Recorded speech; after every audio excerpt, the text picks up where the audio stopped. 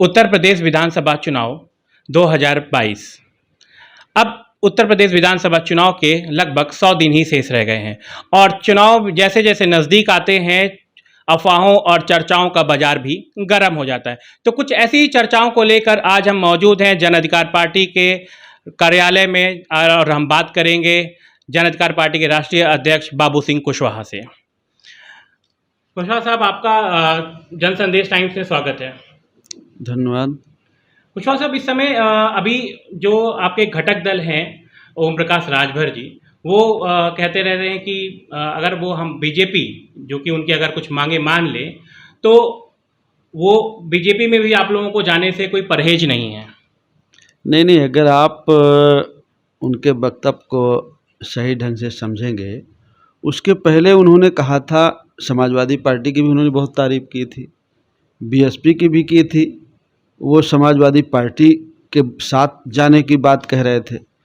तो उनकी सारी बातों को अगर आप गौर से ध्यान देंगे तो उसका एक ही मकसद है कि जो गरीब और कमज़ोर की बात करे, उनकी समस्याओं के समाधान के बारे में सोचे, उसके साथ हम जा सकते हैं। पहली चॉइस उन्होंने समाजवादी पार्टी और बहुजन समाज पार्टी उन्होंने रखी।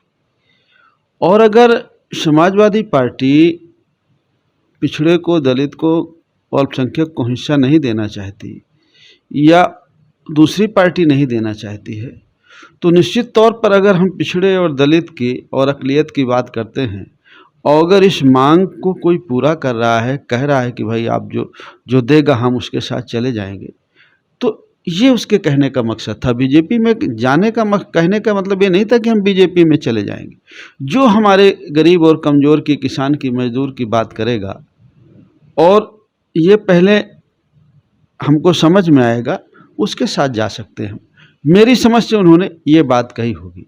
जहाँ तक अगर आप हमारे बारे में पूछें तो हम ये जानते हैं कि बीजेपी पिछड़े और दलित और अक़लियत के ख़िलाफ़ है, किसान के, मजदूर के ख़िलाफ़ है, महिलाओं के ख़िलाफ़ है, वो संविधान को बदलना चाहती है। तो हमारा ऐसा मानना है कि भारतीय जनता पार्टी कहीं से भी इस देश के जो वीकर सेक्शन के लोग हैं, जो पिछड़ा है, जिसको हम कहते हैं दलित है, अक़लियत है, किसान है, मजदूर है, बेरोज़गार बच्चे हैं, कहीं से ऐसा कोई काम नहीं किया कि जो लगता हो कि बीजेपी इनके हित में कुछ करना चाहती है। और अगर हम समाजवादी पार्टी की बात करें तो समाजवादी पार्टी वोट तो लेना चाहती है, पिछड़े का और दलित का और अक़लियत का, लेकिन उनको हिस्सा नहीं देना चाहती। 4 बार की सरकार जो उत्तर प्रदेश में रही, जो उसका रिकॉर्ड रहा, उन्होंने वोट तो लिया पिछड़ों के नाम पर, लेकिन जब सत्ता में जाते हैं तो वो कुछ लोगों की सरकार हो जाती है और वो कुछ लोगों के लिए काम करते हैं, बाकी पिछड़ा और दलित अक़लियत किनारे हो जाता है। तो अगर सपा को सरकार बनानी है तो उसको तो हिस्सा तो देना पड़ेगा, फ्री में तो वोट नहीं मिल जाएगा उसको। तो हम चाहते हैं कि बीजेपी ने, जिसने किसान के ख़िलाफ़ कानून बनाया, मजदूर के ख़िलाफ़ कानून बनाया, बिजली का बिल बनाया, शिक्षा के ख़िलाफ़ कानून बनाया, ऐसी बीजेपी को हम सत्ता से बाहर करें। लेकिन हमें ये भी ध्यान में रखना है कि कोई इससे भी खराब पार्टी सत्ता में ना आ जाए। इसलिए हम लोगों ने भागीदारी संकल्प मोर्चा बनाया है और भागीदारी संकल्प मोर्चा पूरी तरह से सक्षम है पूरी 403 सीटों में लड़ने के लिए। और हम भागीदारी संकल्प मोर्चा के तहत पूरी 403 सीटों पर लड़ेंगे। हमारे साथ 7-8 पार्टियां हैं। ओम प्रकाश राजभर जी हैं, कृष्णा पटेल जी हैं, रामकरण कश्यप जी हैं, बाबूराम पाल जी हैं। ऐसे हमारे साथ 7-8 पार्टियों के लोग हैं और हम सब लोग जिनकी जिस एरिया में पकड़ है वो मेहनत कर रहे हैं और पूरी मजबूती के साथ वो लगे हुए हैं। हम पूरी 403 सीटों पे लड़ेंगे और जीत के आएंगे हम लोग। तो जैसा कि अभी चर्चाएं चल रही हैं कि आप लोग किसी बड़े दल के साथ में गठबंधन कर सकते हैं। सपा से आपकी एक बार सपा के राष्ट्रीय अध्यक्ष अखिलेश यादव से आपकी मुलाकात हो ही चुकी है। कांग्रेस में भी चर्चाएं चल रही हैं कि आप लोग कांग्रेस के साथ में भी गठबंधन कर सकते हैं। और वहीं ओवैसी साहब से लगातार जो है आप ओम प्रकाश राजभर लगातार मिलते आ रहे हैं, तो क्या लगता है कि ओवैसी के आने का रास्ता साफ है भागीदारी संकल्प मोर्चा में, या अभी उनको और इंतजार करना पड़ेगा? देखिए, भागीदारी संकल्प मोर्चा में जो लोग इस विचार से सहमत हैं कि जिसकी जितनी संख्या भारी उसकी इतनी हिस्सेदारी, जो लोग इस देश के संविधान ने जो हमें हक अधिकार दिया है और जो संविधान पे जो लोग भरोसा रखते हैं, संविधान को पूरी तरह लागू करने की मंशा है जिनकी, जो गरीब और कमज़ोर के हित में काम करना चाहते हैं, ऐसे जितने भी साथी हैं, हम चाहते हैं कि वो एक जगह मिल कर के 2022 का चुनाव लड़े और जो भी, चाहे वो बीजेपी हो, चाहे वो सपा हो, जो हमें एक वोट हिंदुत्व के नाम पर लेती है, दूसरा हिंदुत्व से डरा करके धर्मनिरपेक्ष की बात करती है, समाजवाद की बात करती है और हमारा वोट ले जाती है। दोनों एक सिक्के के दो पहलू हैं। तो जब दोनों एक सिक्के के दो पहलू हैं तो इनसे हमें निजात पाना है, और अगर हमें इनसे निजात पाना है तो हम लोगों ने भागीदारी संकल्प मोर्चा बनाया है, और जिनका वोट इनके पास है उससे ज़्यादा वोट भागीदारी संकल्प मोर्चा के पास है, और भागीदारी संकल्प मोर्चा अपने बल पर चुनाव लड़ेगा और पूरी मजबूती से लड़ेगा और जीतेगा। तो क्या भागीदारी संकल्प मोर्चा, जैसे आपने बताया कि 403 सीटों पर चुनाव लड़ सकता है और लड़ेगा भी, तो पर क्या गठबंधन होने के कुछ चांसेस हैं किसी पार्टी के साथ में? आपको लगता है कि गठबंधन और होगा तो कब हमें ये लोगों को पता चलेगा? देखिए शरद जी, भागीदारी संकल्प मोर्चा अपने आप में एक पार्टी नहीं है, एक मोर्चा है 7-8 पार्टियों को मिला के। तो ऑलरेडी हमारे साथ 7-8 पार्टियां हैं, और जो हमारे विचार से सहमत हो, जो हमने एक समान शिक्षा की बात की है, अनिवार्य शिक्षा की बात की है, फ्री शिक्षा की बात की है, किसान को खाद बीज सस्ते की बात की है, सिंचाई के लिए बिजली की फ्री बात की है, और जो गरीब और कमज़ोर लोग हैं, जितना सरकार के लेवल पर रियायत उनको हो सकती है वो हम देने की बात करते हैं। जितने लोग हमारे इस विचार से सहमत हैं और जो साथी इस विचार से सहमत होकर के हमारे भागीदारी संकल्प मोर्चा में आना चाहते हैं, उनका स्वागत है, वेलकम है, उनको हम सबको लेंगे। बड़े दल या छोटे दल का मतलब नहीं है। जब ऑलरेडी हम भागीदारी संकल्प मोर्चा बनाए हैं तो और किसी से गठबंधन की क्या बात है। भागीदारी संकल्प मोर्चा में लगभग 10 अलग अलग जातियां हैं, तो और कहा जाता है कि उत्तर प्रदेश का चुनाव जो है जातिगत समीकरण पर काफ़ी तरह आधारित रहता है। तो क्या ये जो गठबंधन या यानी भागीदारी संकल्प मोर्चा बनाया गया है, चुनाव को देखते हुए बनाया गया है? देखिए शरद जी, अब आप पत्रकार हैं तो आप ऐसे सवाल कर रहे हैं कि भागीदारी संकल्प मोर्चा में 10 जाति के लोग हैं। भागीदारी संकल्प मोर्चा में 10 जाति के लोग नहीं हैं, सभी समाज के लोग हैं। हमारे जन अधिकार पार्टी में हम हैं, हमारे राष्ट्रीय महासचिव इरफान इरशाद जी हैं, हमारे राष्ट्रीय सचिव हरपाल प्रजापति जी हैं, राष्ट्रीय महासचिव कैलाश लोधी जी हैं, राष्ट्रीय महासचिव हमारे और कई समाज के लोग हैं, हमारे प्रदेश अध्यक्ष रमेश निषाद जी हैं। ऐसे हमारे जन अधिकार पार्टी में सभी समाज के लोग हैं, कोई ऐसा समाज नहीं है जिस समाज के लोग हमारे जन अधिकार पार्टी में नहीं। उसी तरह हर पार्टी में हर समाज के लोग हैं। आप इसको ये मत मानिए कि कौन पार्टी का अध्यक्ष है इसलिए उस जाति की बात है। हर समाज के लोग हमारे पार्टियों में है और हर समाज के लोग हमारे भागीदारी संकल्प मोर्चा में उसकी भागीदारी है। और हमें पूरा भरोसा है कि अभी 1-1.5 महीना आचार संहिता को लगने में है। हम लोग सब लोग प्रोग्राम कर रहे हैं अपने अपने स्तर पर और अच्छे प्रोग्राम कर रहे हैं। अच्छा हमें जनता का सपोर्ट मिल रहा है, जो हम उनकी लड़ाई लड़ रहे हैं, जो हम उनकी बात कह रहे हैं, चाहे वो किसान से संबंधित हो, चाहे मजदूरों से संबंधित हो, चाहे बेरोजगार बच्चों से संबंधित हो, चाहे जो अन्याय अत्याचार हो रहा है हमारी बहन बेटियों के साथ उनसे अकेले जन अधिकार पार्टी और भागीदारी संकल्प मोर्चा ने इस मुद्दे को उठाया। और लेकिन सरकार को ये कार्रवाई करनी है, सरकार नहीं सुन रही है। तो हम कहीं से कमज़ोर नहीं हैं और सभी समाज के सभी धर्म के लोग हमारे साथ हैं।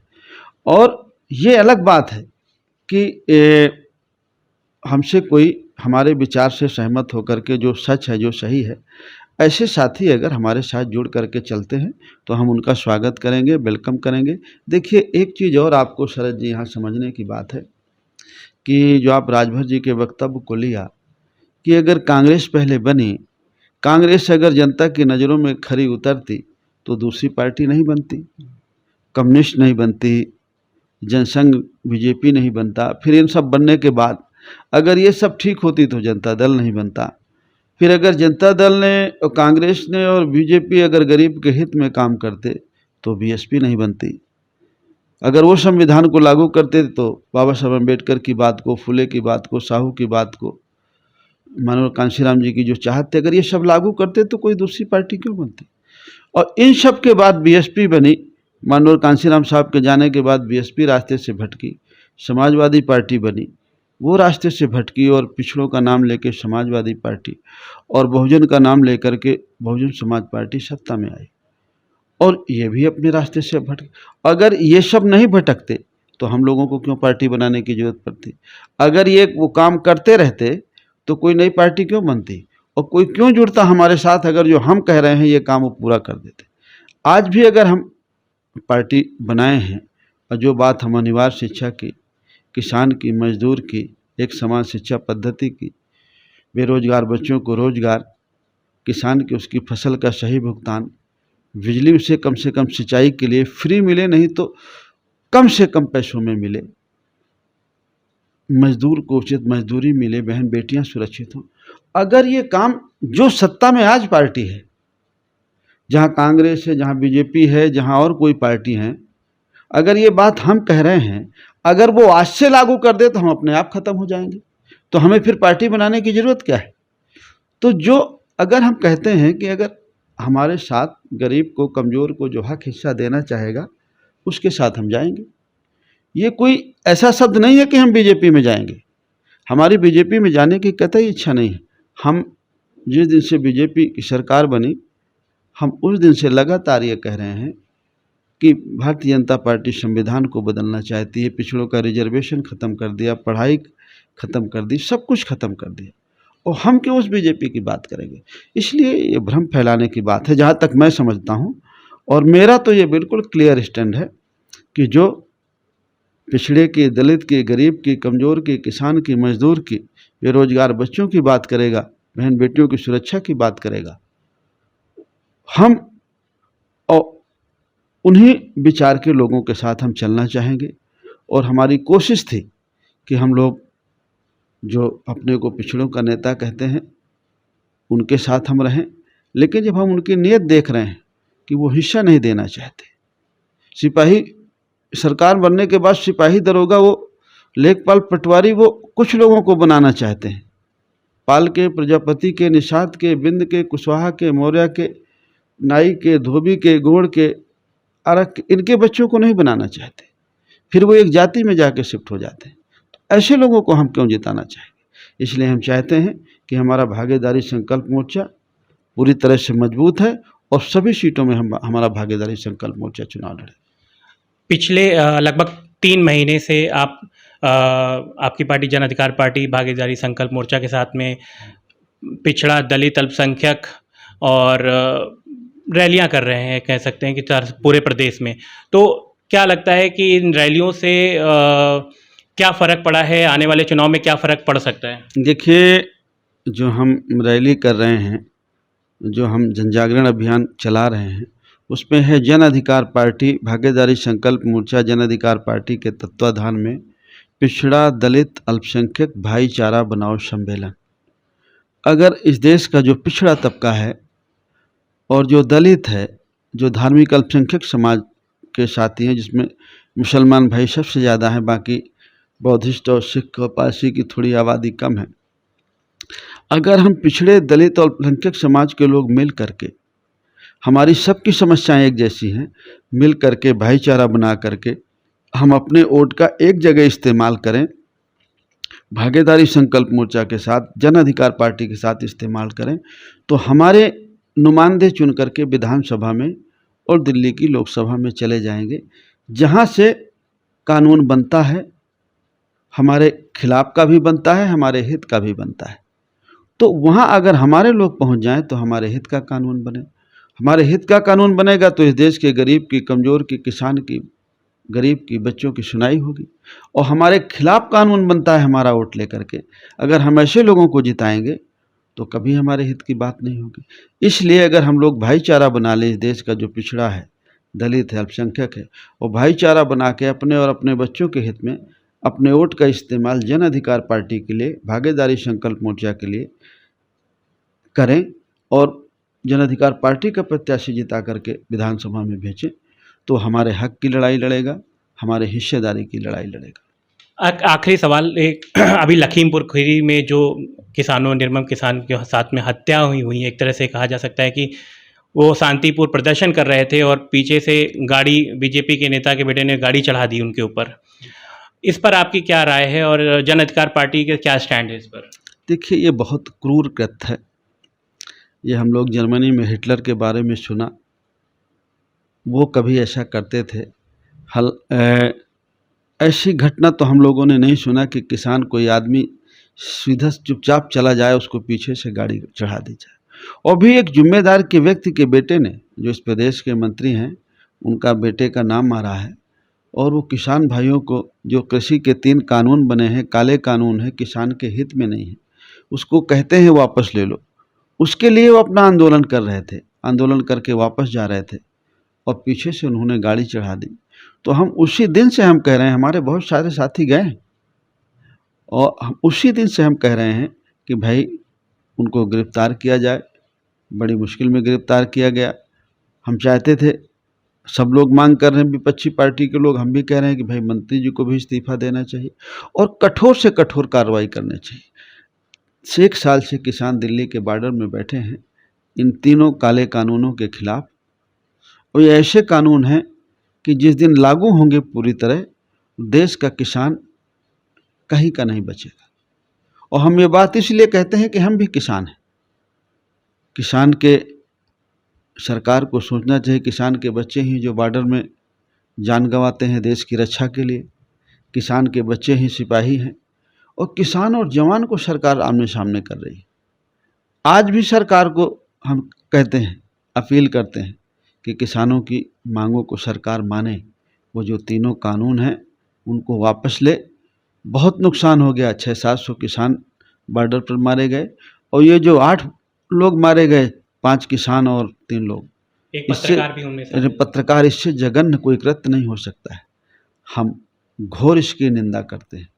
हमारा मोर्चा करता है, हमारी जन अधिकार पार्टी करती है और इसमें जितना जल्दी हो सके कठोर से कठोर कार्रवाई की जाना चाहिए। हम पहले दिन से, जिस दिन से कानून बने, जून में जब पिछले साल कानून बने लॉकडाउन में, हमारा जन अधिकार पार्टी, उसी दिन से हम लोग हर सोमवार को धरना देते हैं और ज्ञापन देते हैं कि ये कानून वापस लिया जाना चाहिए।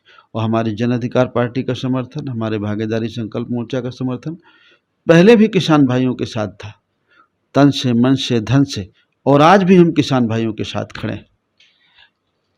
प्रदेश में लगातार अभी बलात्कार के केस आ रहे हैं, लगातार बलात्कार बढ़ते जा रहे हैं, क्राइम भी बढ़ रहा है और इधर बीच किसानों का आंदोलन चल रहा है और किसानों के साथ में हुई ये लखीमपुर की घटना भी, कहीं इन सब चीज़ों से देखते हुए अभी क्या योगी सरकार बैकफुट पर आ गई है? क्या लगता है कि इसका 2022 के चुनाव में क्या असर रहेगा?